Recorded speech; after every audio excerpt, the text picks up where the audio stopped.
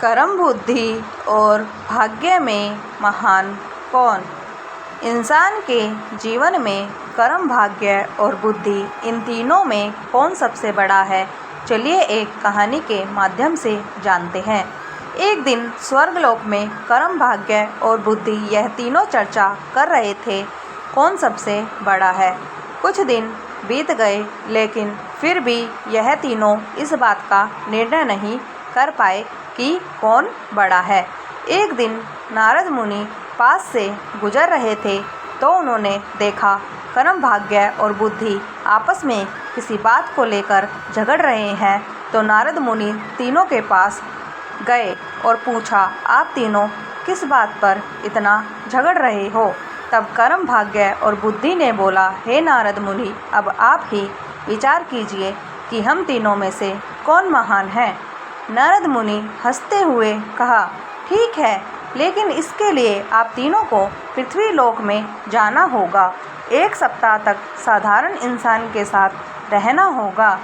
आप तीनों में से जिसके प्रभाव से उस इंसान का भला होगा, उसी को महान घोषित किया जाएगा। यह सुनकर तीनों पृथ्वी लोक में जाने के लिए राजी हो गए। जब तीनों पृथ्वी लोक में आए तो उन्होंने जंगल में एक गरीब इंसान को पेड़ काटते हुए देखा। उन तीनों को लगा यही सही इंसान है जिसके शरीर में प्रवेश कर हम अपनी महानता सिद्ध कर सकते हैं। कर्म, भाग्य और बुद्धि आपस में बातें करके यह निर्णय लिया कि वे 1 सप्ताह करके इस इंसान के शरीर में रहेंगे और जिसके प्रभाव से इस इंसान का भला होगा, उसे ही महान माना जाएगा। कर्म बोला, सबसे पहले मैं जाऊंगा और उस इंसान का भला करूंगा। कर्म उस इंसान में प्रवेश करते ही उसका कर्म क्षमता दुगना हो गया और वो प्रतिदिन जितना लकड़ी काटता था उससे ज़्यादा काटने लगा। यह देखकर वह इंसान बहुत खुश हुआ। पहले से ज़्यादा लकड़ी तो वह काट लेता था, लेकिन वह उतना ही लकड़ी बाजार ले जाकर बेच पाता था जितना कि वह पहले बेचता था, क्योंकि ज़्यादा लकड़ी ले जाने के लिए उसके पास कोई सामान नहीं था। इसी तरह 7 दिन तक उसमें ज़्यादा लकड़ी तो काट लिया, लेकिन उन सबको बेच नहीं पाया और सबकी हालत में कोई सुधार नहीं आया। 7 दिन बाद कर्म उसके शरीर से बाहर आ गया और निराश होकर स्वर्गलोक चला गया।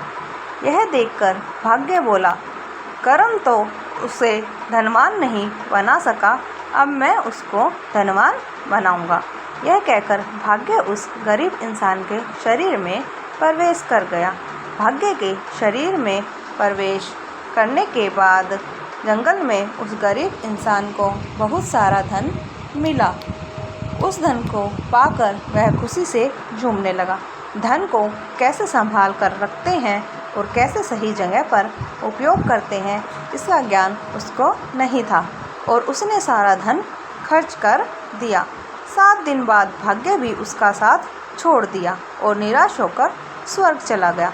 बुद्धि ने भाग्य से कहा, देखना मैं कैसे इसको धनवान बनाता हूँ। बुद्धि उस इंसान के मस्तिष्क में प्रवेश करते ही उसको ज्ञान की प्राप्ति हुई। उसने अपनी कुल्हाड़ी की धार तेज की और जंगल चला गया लकड़ी काटने। आज उसने पिछले दिन से कुछ ज़्यादा लकड़ी काटी और सारी लकड़ी को एक रस्सी से बांधकर खींचते हुए बाजार ले गया। उसने पहले से आज थोड़ा ज़्यादा पैसा कमाया और उस पैसे से उसने और एक कुल्हाड़ी खरीद ली। अब उसके पास 2-2 कुल्हाड़ी थे और जब लकड़ी काटते काटते एक कुल्हाड़ी का धार ख़त्म हो जाता था तो वह दूसरी कुल्हाड़ी के इस्तेमाल करके लकड़ी काटता। इससे वह पहले से बहुत ज़्यादा लकड़ी काट पाता था। इन सभी लकड़ियों को बेचकर वह पहले से ज़्यादा पैसे कमाने लगा। अब उसके पास उस पैसे को सही जगह खर्च करने का ज्ञान था। देखते देखते 7 दिन में ज्ञान की मदद से उसने बहुत पैसे कमा लिए। 7 दिन बाद बुद्धि का समय खत्म हुआ और वह वापस स्वर्ग चला गया। स्वर्ग में जाकर बुद्धि, कर्म और भाग्य से बात कर ही रहा था, उसी समय नारद मुनि उनके पास आए और पूछा, आप लोग धरती पर गए थे क्या? तब कर्म, बुद्धि और भाग्य नारद मुनि से कहते हैं, जी हाँ, हम लोग धरती पर गए थे। और साथ ही कर्म और भाग्य नारद मुनि से कहते हैं, हे नारद मुनि, बुद्धि ही महान है, क्योंकि जहाँ बुद्धि होती है वहाँ कर्म और भाग्य अपने आप ही चला आता है, इसलिए बुद्धि को महान कहा गया है। दोस्तों, इस वीडियो का उद्देश्य सिर्फ आपको बेहतर से बेहतर जानकारी देना है। इस वीडियो में हम किसी भी तरह का कोई दावा नहीं करते हैं। दोस्तों, अगर आपको ये वीडियो पसंद आई है तो वीडियो को लाइक और हमारे चैनल को सब्सक्राइब ज़रूर कर लें। धन्यवाद।